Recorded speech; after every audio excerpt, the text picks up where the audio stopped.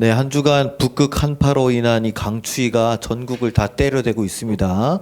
보니까 교회들마다 작은 교회들은 다 동파되고 화장실 터지고 물탱크 터져가지고 난리 난립니다.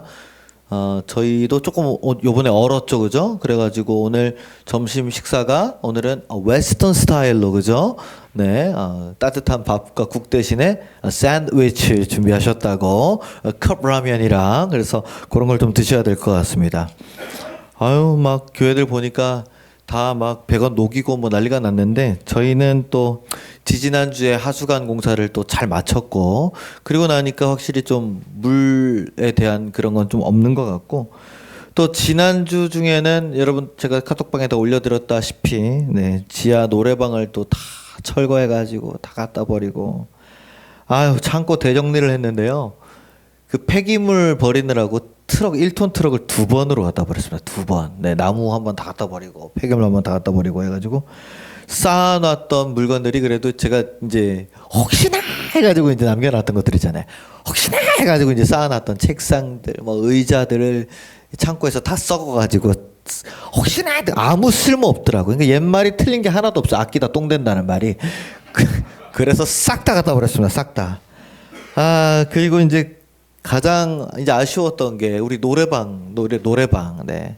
2년밖에 쓰지 못하고 네, 코로나 맞아가지고 창고 신세됐다가 결국 업데이트 못 돼가지고 결국 갖다 팔았는데 살 때는 그걸 얼마나 비싸게 샀는지 그죠? 한 개당 거의 뭐 한 개당 180만 원 줬나 거의 그 정도 줬던 것 같은데 해체하고 팔 때는 5만 원 줬습니다. 5만 원. 5만 원. 저는 그래도 어떻게든 2개에서 30만 원은 좀 받아볼까 했더니 전사님들이 안 된다고. 지금 당장 분해서 받아 파셔야 된다고. 그래서 한 5만 원.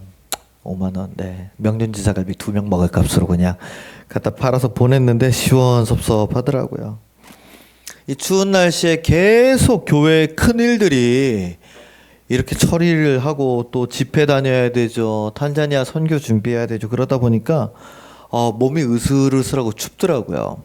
그래서 막 몸살 감기약을 계속 먹고 비타민 계속 먹고 또 뭐죠? 그 도라지즙이랑 그다음에 뭐죠? 해모임 같은 것들 몸에 하여튼 좋은 것들은 다 때려박고 다니느라고 그러면서 오늘까지 버텼습니다. 제가 그래서 오늘 서 있는 거예요. 거의 한 3, 4일을 몸에 좋은 건 다 때려 넣었던 것 같습니다. 링거는 안 맞고 그냥 링거 한 번 맞을 거를 그냥 그렇게 했습니다. 중요한 시간에 제가 아프면 안 되는데 건강이 정말 중요하다라는 것을 느끼고 있습니다. 30대까지만 해도 체력적으로 그렇게 어려움을 잘 못 느꼈는데 벌써 40대 중반이 되니까 이 몸이 예전 같지 않다. 예? 좀 그런 게 좀 슬프더라고요. 물론 워낙 운동을 안 하는 제 탓이기도 합니다만은 그래도 젊을 때 좀 그래도 날아다닐 때 그런 체력이 좀 그립긴 합니다. 지치지 않는 힘이 있으면 참 좋겠는데 그죠? 우리 어르신들 그런 생각 하잖아요. 시간이 많으면 참 좋을 텐데 몸이 찌뿌둥하지 않고 어디 쑤시지 않기만 해도 얼마나 좋을 텐데 그러나 지금은 또 그렇지 않으니까 쉬어야 돼 어쩔 수 없어 뭐 자꾸만 이런 생각들이 머뭇거리게 만들고 또 우리가 뭔가를 탁 치고 나갈 때 멈추게 만드는 것 같습니다. 결국 우리가 살아가는 힘의 방향을 잡는 것은 마음의 동기도 중요하지만 그만큼 몸의 건강도 참 중요하겠구나. 갈수록 그런 밸런스가 얼마나 중요한지를 느끼고 있습니다. 왜냐하면 아무리 좋은 생각과 결단력을 가지고 있어도 건강이 따라주지 않는다면 아무것도 실행할 수 없기 때문이죠. 우리가 지난 출애굽기 5장 6장에서는 모세가 이집트로 돌아가서 드디어 파라오 앞에 서는 것을 우리가 보았습니다. 그래서 파라오 앞에 서서 모세가 내 백성을 보내시오. 그랬더니 파라오가 뭐라 그랬습니까? 아이고 예 보내겠습니다. 그랬습니까? 아이고야 시간이 많은갑다. 그래가지고 어떻게 했어요? 더 심한 노동을 부과했다 그랬죠. 원래 벽돌 만들 때 지푸라기도 줬는데 이제 지푸라기도 안 줄 거야. 네가 다 알아서 주워 갖고 해. 그러니까 백성들이 어떻게 했습니까? 더 열받아가지고 모세한테 가가지고 당신들 때문에 더 죽게 생겼다고 난리를 쳤다 그랬죠. 그래서 모세가 그 원망을 듣고 혼자 원망했습니까? 아니면 하나님께 가져갔습니까? 하나님께 그 원망을 가져갔다라고 했습니다. 그래서 하나님이 그때 뭐라 그러셨죠? 모세한테 야 미안하다 그러셨어요? 아니죠. 나 누구야?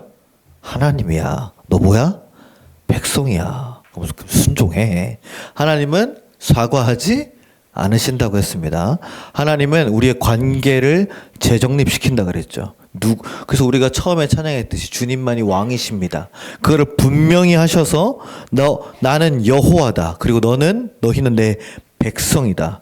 그렇기 때문에 나는 내 약속을 지킬 것이다. 너는 그대로 가서 한 번 더 파라오에게 내 말을 전하라 하고 명령을 하신 겁니다. 자, 여러분 모세라고 한번 생각을 해보십시오. 그 입장이 어떻겠습니까? 난처하지 않을까요? 그 입장이. 하나님과 파라오 사이에서 중간자잖아요. 이러지도 못하고 저러지도 못하고 어쩔 수 없는 상황에 그렇게 놓여져 본 경험이 아마 다들 있으실 겁니다. 그죠? 이제 집에서 아빠랑 엄마가 싸우면은 아빠 엄마는 서로 얘기 안 하죠? 누구한테 얘기합니까?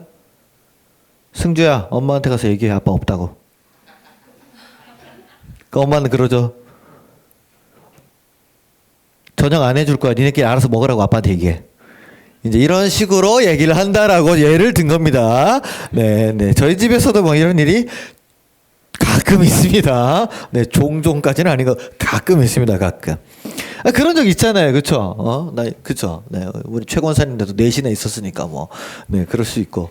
그런 일들이 늘 있습니다. 또 친구들 사이에서도 그런 거 있죠. 내가 사랑하는 친구들이 둘이 있는데 얘네들이 싸웠어요. 근데 난 둘 다 놓치기 싫어. 그럼 어떻게 해요? 얘한테도 이렇게 하고 얘한테 그렇게 하면 야, 네가 그냥 잘못했다고 그래. 그러면 네가 잘못했다 그래. 난 너랑 할 말 없다 그래. 그러면서 서로 말을 전달 시키죠. 직장에서도 부장님과 팀장님이 의견이 안 맞아가지고 싸우면 나는 누구 의견을 들어야 됩니까? 대리 입장에서는 부장입니까? 팀장입니까? 그러면 이제 조용히 이제 그 탕비실로 불러가지고 누구랑 더 오래 일을 할지를 생각해라. 군대에서도 그러잖아요. 군대에서도 야, 너 누구랑 군생활 더 오래 할 것 같냐? 그죠? 항상 그 일병들이 그 이병 잡으면서 하는 얘기가 이제 그런 이야기들입니다. 그런 경험들 다 해봤다는 거죠. 그렇죠? 그럼 정말 난감하죠. 나보고 어쩌라는 거야. 내가 감당할 수 없는 부분인데 누구도 내 말을 듣지 않는데 현실적으로 이 상황에서 내가 문제를 해결할 수는 없는 것 같다라고 우리는 약간 한 발 빼가지고 에라 모르겠다 이런 상황에 있을 수도 있습니다. 출애굽기 5장부터 이제 모세가 파라오 앞에 서면서 바로 이런 입장이라는 거죠. 이런 갈등이라는 거죠. 바로 힘의 싸움에 모세가 들어가게 됩니다. 이스라엘의 하나님과 이집트 황제의 대결. 자, 근데 모세에게 말씀하시는 하나님은 모세한테 뭐 주셨습니까? 네 손에 있는 게 무엇이냐? 뭐였어요? 지팡이 하나였습니다. 지팡이 하나. 그렇죠? 근데 로마 황제가 아니라 이집트 황제 파라오에게는 모든 권력이 다 있죠. 그죠? 그러면은 이 파라오와 맞서라고 하시면서 지팡이 하나 가지고 덤비는데 이거 하나 가지고 덤비는 게 되겠습니까? 상대가 안 되죠. 그죠? 그래갖고 겨우 보여주시는 게 뭐예요? 자, 지팡이 던져봐. 던졌더니 뱀으로 돼가지고 어이쿠 하니까 다시 잡아. 끝이에요. 그것만 보여주는 거예요. 그래서 파라오 앞에 가서 이거 으쌰 했더니 이집트 마술사들 보더니 우리도 할 수 있는데? 하면서 지네들도 이렇게 던지죠. 물론 모세의 지팡이에 뱀이 걔네 지팡이를 다 잡아먹었지만은 어쨌든 그거밖에 안 된다는 얘기입니다. 그러니까 이걸로는 조금 파라오를 설득시키기가 조금 부족하겠죠. 힘을 갖고 있다라고 한다면 여러분 어떻게 생각하십니까? 여러분 어떤 힘이 있으면 우리를 압도하겠어요? 어떤 힘이라면 나를 굴복시키겠습니까? 육체적으로 우리를 압도하는 어떤 피지컬적인 힘, 그렇죠? 제가 동호나 은호 앞에 서면은 제가 압도되죠, 그렇죠? 제가 육체적인 힘으로는 저 두 사람을 이길 수가 있겠습니까? 네, 130kg가 넘는 거의 곰 두 마리씩인데 이렇게 그냥 깔려 죽으면 죽는 거지. 예. 이길 수가 없으면 제가 저 친구들한테 야, 팔 실험 한번 해 되겠습니까? 그럼 팔 이렇게 꺾어가지고 덜렁덜렁 거리겠죠? 네? 또는요 경제적으로 압도하는 숫자의 힘이 있습니다. 그죠? 통장 딱 까가지고 딱 보여줬을 때 900억 있으면 아무 말도 못할 거 아니에요. 어우, 야, 900억이 뭐예요? 90억만 있어도 아무 말도 못할 것 같은데. 또는 관계를 장악하고 사람들의 정점에 서서 통제하는 권력의 힘. 그죠? 물론 우리 교회도 작은 교회지만 아주 큰 교회, 네? 우리 만나교회 예? 담임 목사님 같은 분 딱 오면은 또 위축되겠죠. 제가 와, 예 이러면서 또 예? 정점에 있는 사람 아니 정점에 있는 네? 정치인들. 예? 우리 또 시장님도 한번 오셨지만 그래도 시장님은 되게 겸손하신 것 같더라고요. 지난번에 왔을 때 그죠? 뭐 하여튼 뭐 무슨 어디 재벌 총수 이런 사람들 오면은 그 힘이라는 게 느껴집니다. 이렇게. 그래서 우리는 힘에 대해서 이렇게 생각을 합니다. 누가 더 확실하게 결정할 수 있는가? 최고 결정권자가 누구냐? 그 다음에 누가 더 많이 통제할 수 있느냐? 그리고 누가 더 많이 살 수 있느냐? 누가 이 상황을 자기 뜻대로 움직일 수 있는가? 그래서 힘이라는 것은 뭔가를 좀 압도해야 하는, 뭔가를 완전히 이렇게 덮을 수 있는 그 정도의 힘에 대해서 생각을 합니다. 그래서 그 힘을 얻을 수 있다면 무엇이든 하겠다. 그래서 막 수단과 방법을 가리지 않으려고 하고, 또 그 힘을 내가 가지게 되면 어떻습니까? 그 힘을 절대로 포기하지 못하게 되죠. 그 힘을 가지고 있으면 가질수록 포기하지 못하는 것 같아요. 점점 더 그 힘에 취하게 되고 중독되고요. 그렇게 잘못된 방법으로 힘을 추구하고 탐닉하게 되면 정치인이든 종교인이든 뭐 연예인이건 보십시오. 다 갑질 부렸던 사람 어떻게 되는지 보고 있지 않습니까? 그죠? 내란죄 심판다는 거 보십시오. 뭐 연예인 박모 씨 뭐 그 매니저 갑질한 거 보십시오. 뭐 어디 대형 교회 뭐 원로 목사 은퇴하면서 뭐 어떻게 요구했던 거 보십시오. 다 문제 생기잖아요. 결국에는. 왜요? 그 힘을 포기하지 못하니까. 결국 그렇게 심판을 받고 비참하게 끝난다는 것을 우리가 똑똑히 보고 있습니다. 근데 참 신기하죠. 그 사람들도 다 봤을 텐데, 그 사람들도 다 알 텐데도 자기들도 똑같은 길을 가더라고요. 그렇게. 분명히 우리가 이것에 대해서 경각심을 좀 가져야 된다. 그렇게 생각을 합니다. 하나님께서 모세에게 분명히 말씀하셨어요. 그 힘에 맞서라. 그리고 너는 가서 파라오에게 내가 하는 말을 전해라. 여전히 자신 없어하죠, 모세가. 왜냐면 한번 갔다가 까였잖아요. 그죠? 한번 5장에서 갔다가 까였잖아요. 그죠? 그래서 백성들이 더 괴로워졌지 않습니까? 자기 때문에. 근데 한 번 더 가라고 얘기하시는 거야. 그럼 한 번 더 갈 수 있겠습니까? 한 번 더? 그래도 네가 해야 돼. 더 말 안 들을 것 같은데요. 그래도 해야 돼. 불안해하니까 오늘 7장 1절에서 하나님이 전에 안 하셨던 말씀을 하나 하십니다. 보실까요? 자, 7장 1절 보십시오. 뭐라고 되어 있냐면 내가 너를 바로에게 뭐같이요? 신같이 되게 하였은즉. 바로가 모세를 누구처럼 여기게 된다는 거예요? 신처럼 여긴다는 거예요. 그 말은 뭐냐? 다시 한번 파라오 앞에 모세가 선다는 것은 목숨을 이번에는 걸어야 되는 일이었습니다. 왜냐하면 지난번에는 모세가 파라오랑 같이 아마 뭐 이렇게 이집트에서 자랐을 것이라는 추측이 있잖아요. 그렇죠? 그렇게 했을 때 이제 오랜만에 만났으니까 파라오가 한번 자비롭게 기회를 줬다 친다면, 근데 그때도 파라오의 힘기를 건드렸잖아요, 모세가. 근데 두 번째 서는 거는 두 번은 기회가 없단 말입니다. 그러니까 목숨을 걸고 나가야 되는 건데 엄청나게 두려운 일인데, 하나님은 파라오가 모세를 신과 같이 여기게 만들었다. 즉 모세의 목숨은 건드리지 않게 하셨다라는 뜻이 되는 거예요.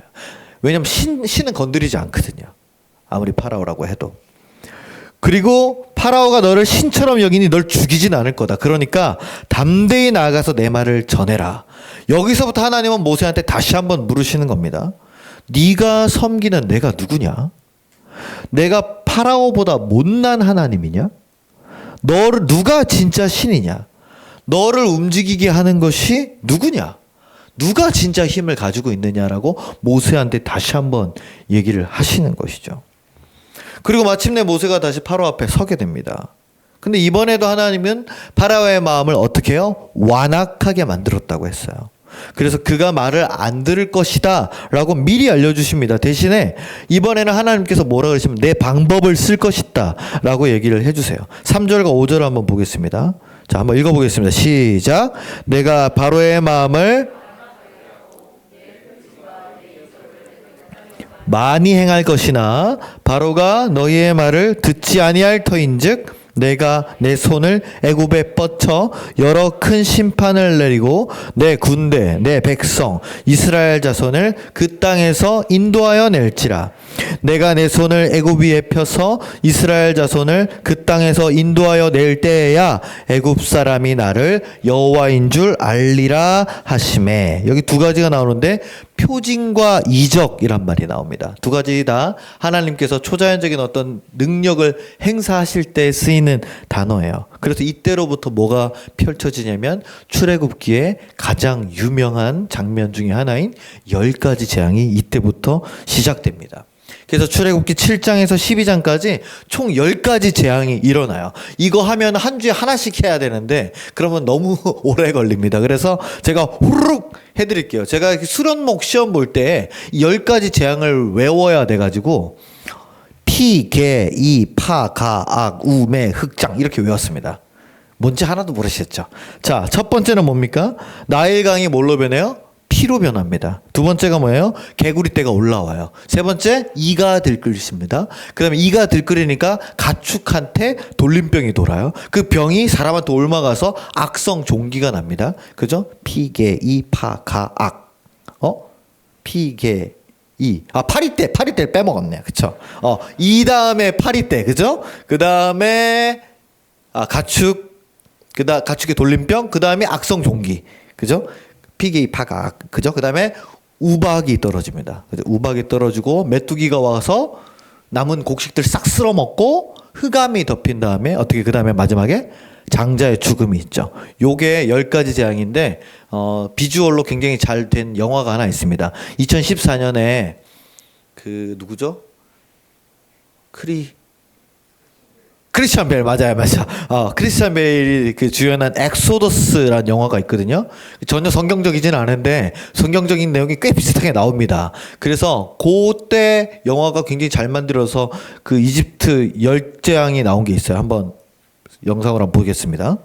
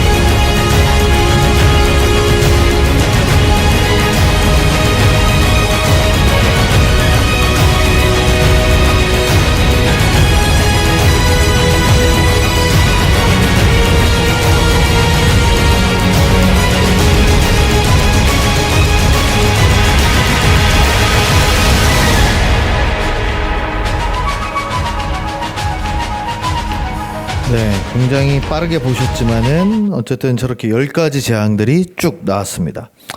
저 10가지 재앙을 통해서 하나님이 말씀하시는 게 뭘까?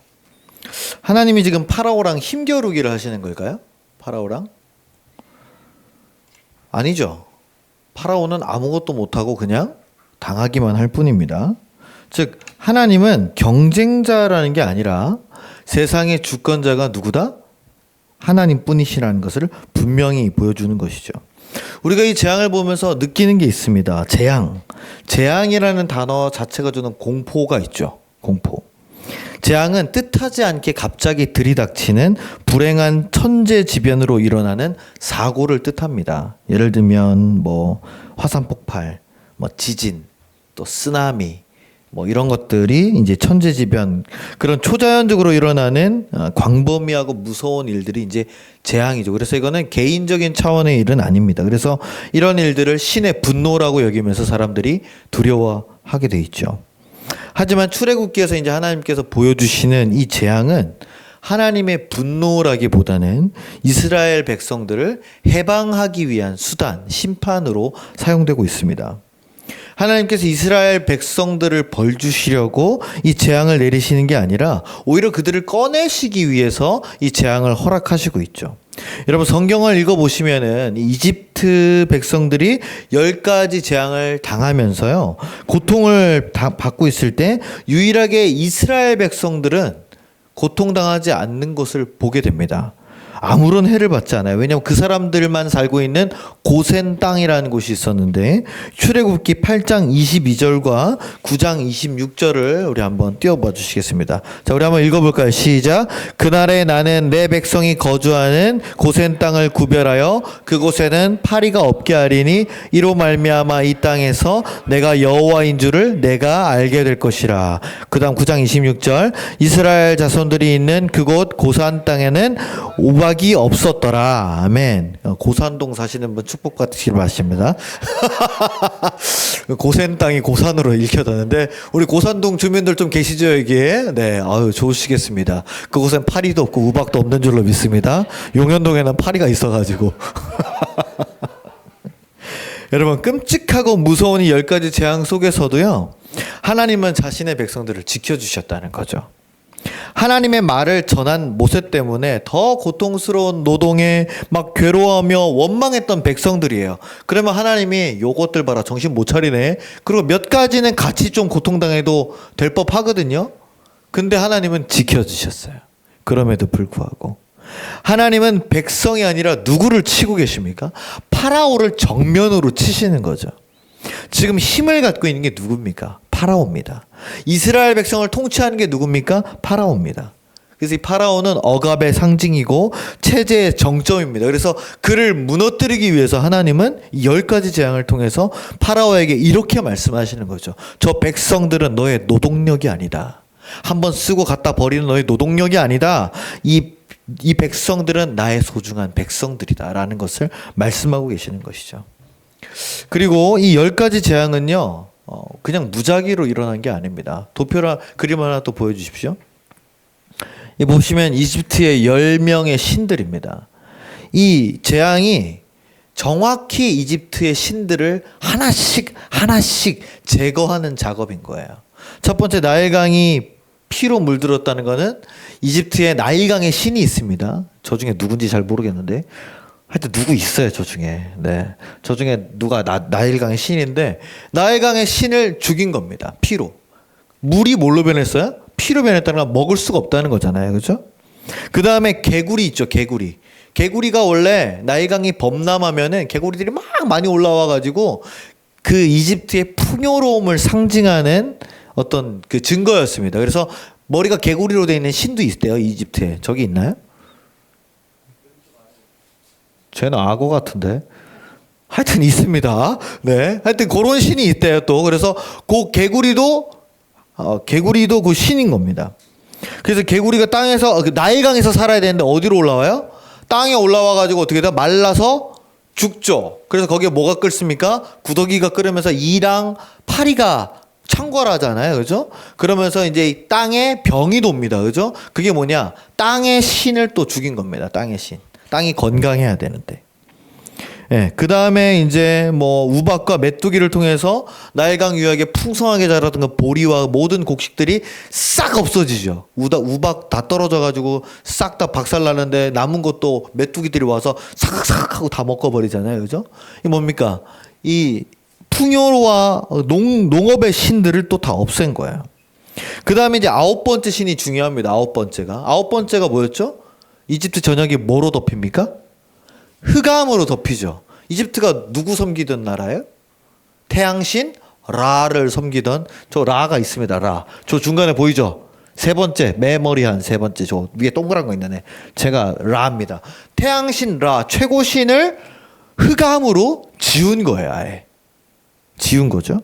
그 다음에 맨 마지막에 장자의 죽음이 뭡니까?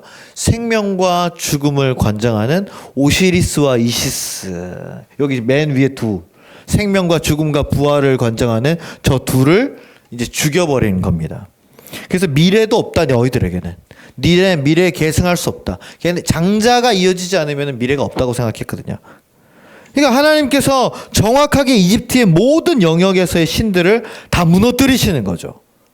이거를 너무 신기하죠. 어떻게 이렇게 다 알고 했을까? 지금이야 뭐 이렇게 딱 그런 판타지 소설 같은 게 이제 구도가 잡혀 있으니까 뭐 어떻게 뭐 복선을 넣고 장치를 넣고 해서 이게 따다닥 되는데 이거 3,500년 전 얘기인데, 네, 이게 뭐 너무 대단한 이야기 아닙니까? 이게 단순한 고대 신화가 아니라는 거예요. 이집트의 10가지 재앙으로 무너진 신들을 보여주시면서 누가 무너뜨립니까? 나는 여호와다. 내가 하나님이다라는 것을 다시 한번 그 존재를 확실하게 여기서 드러내고 계신다는 거죠. 이 신들은요, 오늘날 우리가 붙잡고 있는 우상들과 다르지 않습니다. 나일강과 같이 내 생명줄을 유지하게 만들어주는 것이 무엇입니까? 나의 안정된 직장이죠. 나의 돈줄. 그죠? 내 성취와 성과가 나타나는 성공. 그 다음에 내가 통제할 수 있는 나의 가족들. 내가 생명을 준 나의 자녀들. 내 인생을 내가 통제하고 설계할 수 있다는 그런 자신감. 모든 것들이 내 계획대로 흘러갈 것이다라고 믿는 그런 믿음. 어떻습니까? 지금 내가 붙잡고 있는 이런 것들을 여러분 우상이라고 생각해 보신 적이 아마 있으실 수도 있고, 그게 뭐 우상이야 하시는 분들도 있을 겁니다. 왜냐면은 이런 것들이 나쁜 게 아니거든요. 왜냐하면 이런 것들이 있어야 내가 살아갈 수 있는 원동력이 되고, 내가 뭐 삶을 살 때 있어서 그 보람이 되고 기쁨이 되고 그런 어떤 나의 인생을 지탱해주는 중요한 기둥들입니다. 이런 거 없이 어떻게 살아가요? 그런데 문제는 이 중요한 기둥들이요, 하나님보다 더 우선시 될 때, 즉 뭐냐, 이 기둥들이 하나님하고 경쟁하기 시작할 때 문제가 생긴다는 거예요. 자꾸만 신앙이 무너지고, 하나님보다 일이 앞서게 되고, 하나님보다 돈이 앞서게 되고, 하나님보다 사람이 앞서게 되면 하나님은 그것을 가만히 두고 보지 않으신다는 겁니다. 한 가지씩 나한테 문제가 생기면서 나한테 사인을 보내세요. 누가 하나님이냐? 너한테 중요한 것은 나냐 돈이냐, 나냐 일이냐, 나냐 사람이냐, 그거를 계속 우리에게 물으십니다. 자, 이 10가지 재앙을 겪으면서 파라오를 한번 보세요. 파라오가 마음이 어떻습니까? 처음에는 안 보낼 거야 이러다가 이제 나일강이 다 피로 덮이니까 신하들이 와서 보내야 됩니다. 그러니까 이제 모세 불러가지고 야 데리고 가. 그랬다가 또 그 다음날 아침에 딱 이러니까 안 보낼 거야. 그래가지고 몇 번을 합니까 이거를? 10번이나 하는 거예요. 10번이나. 근데 그게 파라오가 일부러 그런 게 아니라 누가 그렇게 조작하는 겁니까? 하나님께서 파라오의 마음을 어떻게 완악하게 하셨다라고 성경에 분명히 기록되어 있어요. 파라오가 인간적인 변덕을 부린 게 아니란 말입니다. 그걸 몇 번 했다고요? 10번. 그럼 하나님이 왜 단번에 꺾지 않으셨을까? 그냥 할 거 한 번에 그냥 꺾으시지. 그죠? 한 번에 그냥 파라오의 장자만 싹 데려가면은 그 생명도 아끼고 그 국가적 재산도 좀 아끼고 깔끔하게 끝날 수 있는데, 그렇죠? 근데 하나님은 10번의 재앙을 통해서 점진적으로 역사하고 계신다는 거죠. 이게 파라오 때문이 아닙니다. 파라오는 그냥 수단이에요. 최고 통치자의 정점을 10번을 통해서 꺾는다는 걸 보여주시는 거죠. 왜? 10번은 이집트의 그 피라미드 그게 뭐 십진법으로 계산하면 뭐 완벽하다 그랬나 뭐 그랬던 제가 계산을 본 것 같은데, 그러니까 십진법, 뭐 이진법 이런 것들이 완전수입니다. 완전수. 그죠? 그러니까 10번을 꺾었다는 거는 완전히 꺾었다는 뜻이거든요. 그 한 사람이 아니라 이스라엘 백성들에게 먼저 보여주시는 거예요. 10번을 통해서. 너희 지난 430년 동안 이집트 노예 생활하면서 내가 누군지 모르지? 네. 그 다 죽었죠. 그쵸? 아브라함 뭐 그때 다 죽었잖아요. 그러니까 알게 뭐예요. 그쵸? 백성들은 아무것도 모르는 상태거든요. 그러니까 노예 생활을 하면서 잊고 있었던 하나님, 전설로만 듣던 어떤 설화로만 듣던 노래로만 전해오던 그 하나님이 정말 온 세상을 창조하시고 노아의 홍수 가운데 건지시고 아브라함과 이삭과 야곱의 하나님이 어떤 하나님이신 줄을 완벽하게 보여주신 겁니다. 그러니까 이스라엘의 하나님이 부족신의 개념에서 이때는 이제 국가신의 개념으로 확장되는 시기인 거예요. 우리 하나님은 어떤 분이시냐? 너희가 피라미드를 짓고 스핑크스를 짓고 그러면서 와, 저 이집트 신들 대단히 멋지다, 굉장히 화려하다, 엄청난 신들이구나 그러면서 이 이스라엘 백성들이 이집트 신들에게 매료되지 않았겠습니까? 추앙하지 않았겠습니까? 왜? 자기 하나님은 어떤 형태도 없고 아무런 뭐가 없잖아요. 능력도 뭔지 모르겠고. 근데 그런 것들을 돌아봐라. 내가 다 무너뜨리겠다. 그러나 내 백성들은 지켜주고 해방시킬 것이다. 나는 능력의 여호와 하나님이시다. 할렐루야. 이스라엘 백성들이 수백 년 동안 익숙한 노예로 살았다고 했습니다. 왜? 하나님의 백성이라는 정체성을 잃어버렸어요. 이집트의 노예로 당연하게 살면서도 아무런 변화가 없었습니다. 그래서 하나님은 단 한 번의 기적으로 짠 하고 충격요법으로 깨우신 게 아니에요. 여러분, 한 번만의 충격요법으로 딴 하면은 사람이 변할 것 같지만 변합니까? 금방 돌아오죠. 아니라는 거야. 10번을 통해서 보여주시는 겁니다. 점점 더 깊고 점점 더 단단하게. 여기서 중요한 포인트가 있어요. 여러분, 하나님을 능력을 증명하시는 분이라고 생각하시면은 착각입니다. 근데 우리는 그렇게 생각하거든요. 하나님, 나를 사랑하신다면 이 병을 낫게 해주십시오. 하나님, 나를 생각하신다면 이 위기를 당장 극복하게 해주십시오. 하나님, 나를 사랑하신다면 우리 집에 빨리 돈을 많이 벌게 해주셔서 우리 가족들, 우리 아이들, 우리 교회 물질적으로 걱정 없게 풍족하게 해주십시오. 하나님이시라면서요. 그 능력을 증명해 보십시오. 살려나 보십시오. 제가 아버지 돌아가시면서 그걸 해봤지 않습니까? 하나님한테. 그런 능력으로 증명해 주시지 않더라고요. 그럼 우리 아버지 살으셔야죠. 같이 여기 계속 예배 드리고 계셔야죠. 그렇지 않으시더라고요, 하나님은. 하나님은 어떤 분이시냐? 관계를 회복시키시는 분입니다. 뭐라고요? 관계를 회복시키는 분이다. 우리 특별히 어린 청년들, 아직 신앙의 연수가 깊지 않고 믿음의 가정이 자라지 않아서 홀로 신앙생활하면서 있는 우리 청년들, 그런 거 착각하면 안 됩니다. 하나님은 능력을 증명하시는 분이 아니에요. 하나님이야? 그럼 돈 줘보세요. 저 직장 딱 구하게 해주세요. 뭐 해주세요. 그런 분이 아니라는 거예요. 물론 가끔은 그런 일들이 있을 수 있습니다. 그러나 하나님은 그렇게 역사하시지 않으시죠. 계속되는 재앙을 통해서 나의 우상들을 무너뜨리십니다. 내가 붙잡고 있던 기둥들이 하나씩 무너지는 거예요. 그러면서 이걸 놓칠 수밖에 없게 만들면서도 하나님은 물으십니다. 그래도 날 섬기겠느냐? 하나님을 계속 선택하게 만드신다는 거죠. 그게 뭐냐? 우리의 신앙을 쌓아서 만들어가는 과정입니다. 만약에 우리가 원하는 대로 능력을 딱딱 증명하시는 분이시라면은 무슨 챗 GPT입니까? 하나님 이건 어떻게 할까? 이렇게 하시면 됩니다. 하나님 이건 어떻게 할까? 이렇게 하시면 됩니다. 그럼 뭐 GPT도 잘 하는데요, 뭐. 하나님 뭐가 필요 있습니까, 여러분? 언제 어디서나 뚝딱뚝딱 원하는 대답 주기만 하고 램프의 지니처럼 소원을 이루어지기만 하는 그런 편리한 존재는 결코 우리의 삶을 구원할 수 없습니다. 그래서 우리는 이렇게 생각을 해야 되는 거예요. 파라오는 바보처럼 왜 이렇게 완강하게 굴었을까? 그게 아니라 나는 무엇을 끝까지 놓지 않으려고 하는가를 한번 생각해 봐야 된다는 거죠.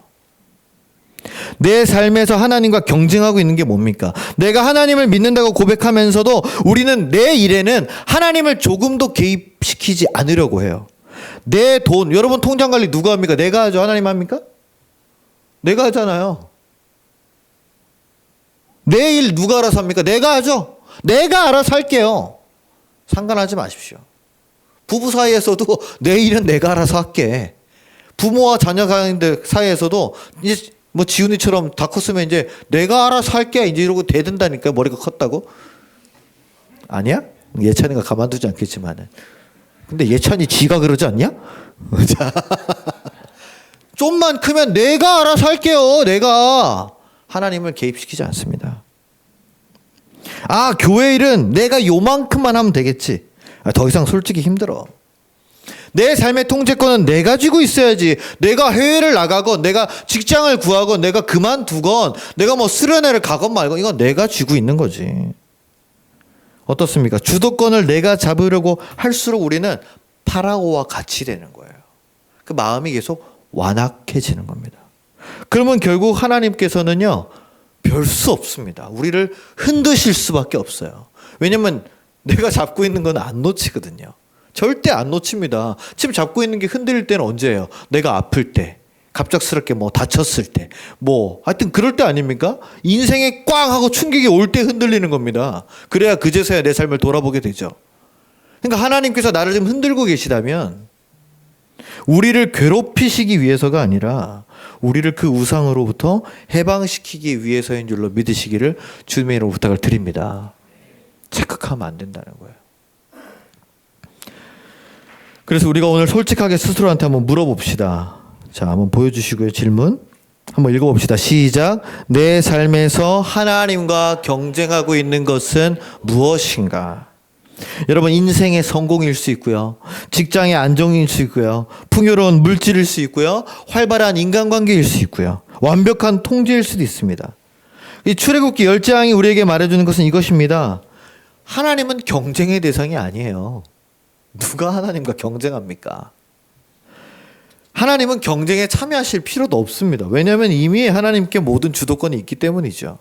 그리고 그 주도권은 하나님의 자녀인 우리를 괴롭게 만들고 하나님께서 우리를 자기 마음대로 하려는 것이 아니라 노예와 같이 익숙함에 속아 눌려져 있고 그것밖에 보지 못하는 답답한 상황에 있는 우리를 구원하시려고, 우리에게 자유를 주시려고 흔드시는 것인 줄로 믿으시길 바랍니다. 그래서 우리는 이렇게 선포해야 됩니다. 선포문 보여주십시오. 읽어보겠습니다. 시작. 우리가 붙잡고 있는 것으로부터 해방시키는 분이십니다. 사랑하는 우리 성도 여러분, 이번 한 주간 하나님과 경쟁하시던 손을 한번 놓아보십시오. 내가 왜 그렇게 바쁜가? 내가 왜 그렇게 여유가 없는가? 왜 그렇게 원망과 불평이 가득한가? 지금 내가 가장 붙잡고 통제하려고 애쓰는 게 뭔가? 내 건강인가? 건강 조심해야 돼. 헬스하고 막 운동하고 막 뭐 라이딩하고 뭐 그런 사람들, 러닝하는 사람들. 아, 내가 좀 돈을 벌어야지. 어떻게든 돈을 많이 벌어가지고 또 교회도 내가 보탬이 되고 부모님에게도 내가 좀 도움을 드리고 내 인생도 좀 뭔가 좀 저축도 잘해봐야지. 내 자녀들 이제 어디 뭐 대학 가고 직장 생활하고 어떻게 결혼도 시켜야지. 그 중에 내가 가장 붙잡는 것 한 가지를 한번 정해보세요. 그리고 그 문제를 하나님께 가지고 와서 이렇게 기도해 봅시다. 하나님, 아직도 더 기다려야 됩니까? 이걸 통해서 제가 무엇을 깨달아야 됩니까? 제가 훈련받기 위해서 제가 더 내려놓아야 될 것은 무엇입니까? 제가 노래방 기계를 끝까지 안 팔라고 그랬잖아요. 너무 미련이 남는 거야. 그 핫핑크색 그 노래방 기계가 2019년에 업데이트를 멈춘 그 노래방 기계가, 왜냐하면 저에게는 그게 어떻게 보면은 자랑의 상징이었거든요. 우리 하늘샘 교회 코인 노래방 했다. 니네 교회 있냐? 이러고 제가 자랑의 상징이었단 말이에요. 예? 근데 충만 전사님, 뭐 김기성 목사님, 진호 전사님이 버려야 된다고. 버려야 돼요. 버려야 돼요. 지금 안 버리면 안 돼요. 버려요. 놔두면 아무도 안 사가요. 2019년에 멈췄다면서요. 그럼 업데이트가 지금 7년을 멈췄는데 누가 사요? 버려야 돼요. 그래 영진이가 막 알아보더니 어떤 업자가 판돈 5만 원에 사간다 그래가지고 목사님 5만 원에 산다는데 어떻게 할까요? 그래서 알았다. 너무나 아까웠지만 보내줘야 되더라고요. 그래야 새로운 시작이 열립니다. 네, 지금 뭐 지하 내려가면 아직도 엉망이긴 하지만 그래도 뭔가 정리가 됐어요. 그 안에 쌓여있던 게. 그렇게 내려놔야 비로소 하나님의 손이 보입니다. 여러분, 포기가 아니에요. 주도권을 드리는 겁니다. 포기하면 기분이 나빠요. 내가 진 것 같고 내가 실패자가 된 것 같고 그래서 내 자녀도 내가 포기하면 내 기분이 나빠요. 부모로서 내 자격이 없는 것 같고 근데 그냥 이 아이를 주님께 드립니다. 이제 뭐 주님께서 알아서 하십시오. 물론 그렇다고 넉넉히 계시면 안 되지만은 그래도 계속 이렇게 가끔씩 교회 가라 이렇게 찔러주셔야 되지만은 주도권을 드려야 되는 거예요. 주도권을. 왜 내 말로 안 되잖아요. 다 컸잖아요, 애들이. 그쵸? 예. 그 다음에는 하나님께서 일하실 줄로 믿습니다. 그걸 우리가 믿고 의지해야 된다는 거죠. 열재앙 속에서도 이스라엘 백성들을 지켜주신 것처럼 모든 장자들이 죽어도 유월절 어린 양의 피가 발린 그 이스라엘 백성들의 장자들은 죽음을 피해간 것처럼 이미 저와 여러분에게는 예수 그리스도의 피가 묻어 있습니다. 할렐루야. 우리는 이미 하늘샘이라는 고센 땅, 고산 땅이 아니고 고센 땅에 우리는 살고 있는 줄로 믿습니다. 아멘. 근데 보니까 파리랑 우박만 없더라고요. 그럼 나머지는 좀 있을 수도 있다는 뜻이 아닌가 약간 걱정되긴 하는데 여러분 열장이 쏟아지는 세상 속에서도 우리는 하나님께서 보호해 주시고 지켜주시는 줄로 믿습니다. 이 예배의 자리, 하나님께서 원하시는 나의 자리, 나의 헌신을 기억하며 가장 안전한 하나님의 손길을 느끼며 이번 한 주간도 승리하시는 저와 여러분들 되시기를 주님의 이름으로 간절히 축원합니다. 아멘.